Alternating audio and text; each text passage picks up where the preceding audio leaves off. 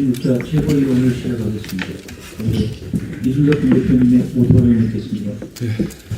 자신을 수사하고 기소한 검찰은 조작검찰이라 악마하면서 권력의 심장인 민정수석 자리는 3번 연속 검사입니다. 검찰의 기소에는 조작이라 침을 뱉으면서 검찰의 칼과 인맥은 청와대 안방에 들이는 뻔뻔함이 이재명 정권의 민낯입니다. 그 이중성의 출발점에 연어 술파티가 있습니다. 그 연어 술파티는 거짓이었고 없는 일을 지어내 국회를 속인 범죄였습니다. 이 연어 술파티가 대북 송금 재판을 통째로 조작 기소로 둔갑시키고 끝내 공소취소 특검까지 밀어붙이는 출발점이었습니다. 독수독과입니다. 저는 지난 2년간 연어 술파티를 외쳤던 민주당 의원 전원의 입장 표명을 요구합니다. 청문회에서 국조에서 편의점 소주를 사다 생수병에 옮겨놨는 현장 재현까지 하며 검사 한 사람을 회유공작범으로 몰았던 분들입니다. 출국 금지를 걸고 탄핵을 발의하고 징계로 목을 졸랐습니다. 거대 여당과 정권이 가진 모든 화력을 검사 한 사람에게 퍼부었습니다. 10,000원짜리 회덮밥 한 그릇을 연어 술파티 회유 공작으로 둔갑시켜 젊은 검사 한 사람의 인생을 이렇게 짓밟을 일이었습니까? 사람 하나 망신 주자고 국회가 흉기를 휘둘러도 되는 것입니까? 자기 죄를 덮자고 남의 인생을 불쏘시개로 쓰는 사람이라면 그것 하나만으로도 이재명 대통령은 대통령 자격이 없습니다. 50년 전 미국에서 닉슨 대통령을 무너뜨린 것은 도청이라는 범죄가 아니라 그 범죄를 덮으려 한 은폐였습니다. 닉슨은 자신을 수사하던 특별검사 아치볼드 콕스를 잘라낼 명령했습니다. 법무장관도 차관도 그 칼만은 들 수 없다면서 사표를 던졌고 3번째 사람에 이르러서야 콕스는 해임됐습니다. 역사는 그 일을 토요일 밤의 학살이라고 부릅니다. 그 토요일 밤의 학살이 벌어지기 딱 1년 전 닉슨은 50개의 주에서 49개 주를 이겼던 인기 있는 대통령이었습니다. 하지만 닉슨은 자신을 수사한 특검을 잘랐고 끝내 자신이 잘렸습니다. 이재명 정부가 벌인 연어 술파티 조작 사건의 결말도 다르지 않을 것입니다. 공소 취소, 꿈도 꾸지 마십시오. 그 끝은 닉슨과 똑같은 하야뿐입니다. 전하라 원내대표님의 의견을 읽겠습니다. 리얼미터 여론조사에서 이재명 대통령 지지율 데드크로스가 나왔습니다. 이걸 보면서 이재명 대통령이 지지율을 올리는 중도 확장, 실용의 길이 아니라 민주당 지지자라도 지키겠다는 개딸의 길, 이념의 길을 선택할까 겁납니다. 정청래 대표와 민주당 내부 권력투쟁을 하고 있는 상황이 이재명 대통령의 당심 위주 노선을 더 강화시킬 것입니다. 특히 부동산 정책에서 말을 바꾸고 실용이 아니라 이념, 전형적인 민주당의 길로 가고 있습니다. 이재명 대통령은 이미 매운맛 문재인이 되었습니다. 김용범 정책실장은 반도체 호황에 따른 유동성이 부동산 시장에 유입되는 것을 막기 위해 보유세와 양도세를 강화해야 한다고 합니다. 이 말부터 이상합니다. 주식이 올라서 번 돈, 성과금 받은 돈으로 부동산 사는 것을 왜 막아야 합니까? 그리고 이걸 어떻게 막을 겁니까? 정부가 앞장서서 시중에 푼 돈은 부동산 시장으로 안 갑니까? 이제는 돈 풀기도 내로남불입니다. 기본소득, 국민 배당금제 하려고 세금 올리고 싶으면 솔직하게 이야기하십시오. 그런데 우리는 보유세, 양도세를 함께 올리는 문재인의 길을 이미 가본 적이 있습니다. 매물은 잠기고 월세는 오르는 임차인 죽이는 길입니다. 전세는 이재명 대통령이 이미 없애고 있습니다. 전문가들은 입을 모아서 이렇게 가면 임차인만 고통받고 공급 대책이 답이다라고 합니다. 그런데 지금 주택 인허가와 착공, 준공, 입주 예정 물량 모두 감소했습니다. 그런데 공급 정책을 총괄하는 국토부 주택공급추진본부장, LH 사장은 모두 공석입니다. 심지어 LH 사장은 8개월째 공석인데 후보자의 다주택 문제가 인선에 걸림돌이 되고 있다고 합니다. 공급 정책을 담당할 수장들이 공석인 상황에서 용산, 태릉CC, 과천 등 재탄 공급 정책은 현실성 부족, 지역 주민 반발 등으로 표류하고 있습니다. 이런 상황에서 민주당 개딸들의 지지를 받겠다고 보유세와 양도세를 함께 올린다니요.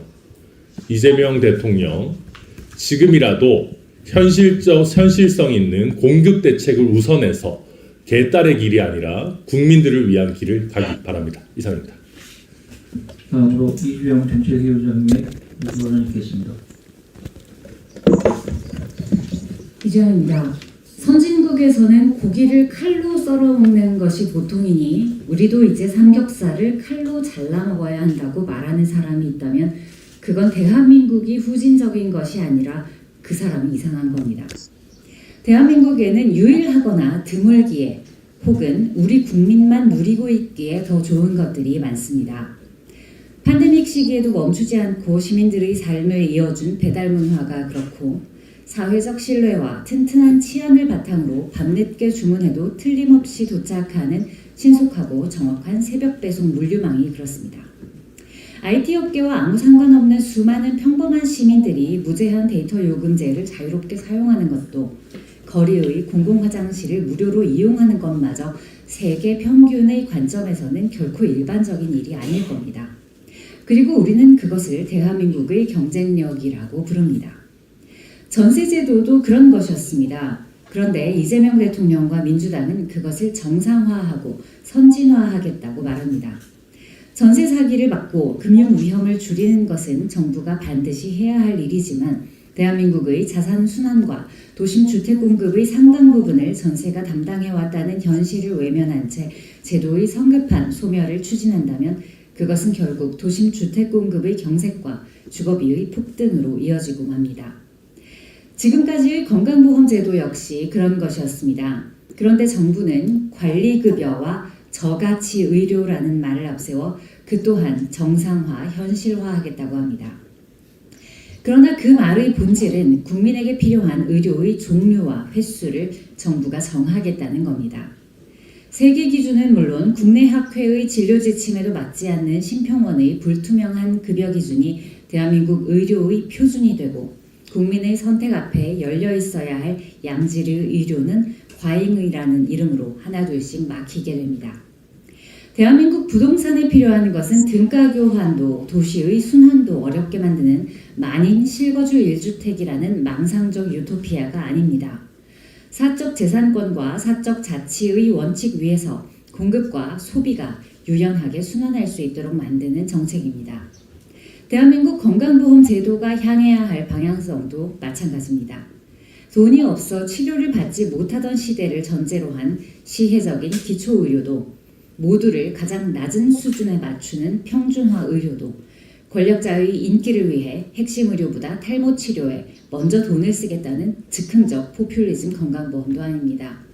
2026년 대한민국에서 더 이상은 있어서는 안 될 의료의 사각지대를 촘촘히 메꾸는 동시에 세계 최고 기술의 의료 수준과 의료 서비스만큼은 우리 국민이 가장 먼저 누릴 수 있도록 자율성과 탁월성을 회복하는 것입니다.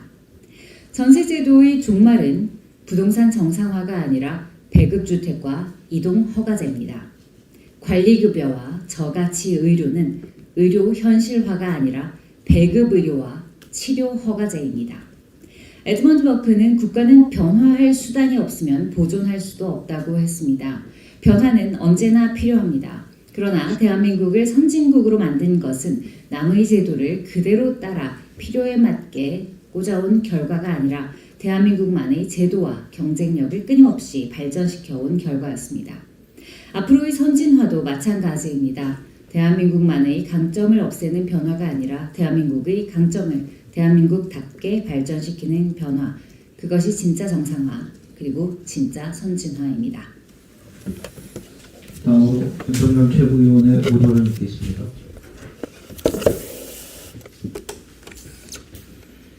예, 정말 한성숙 후보자밖에 없습니까?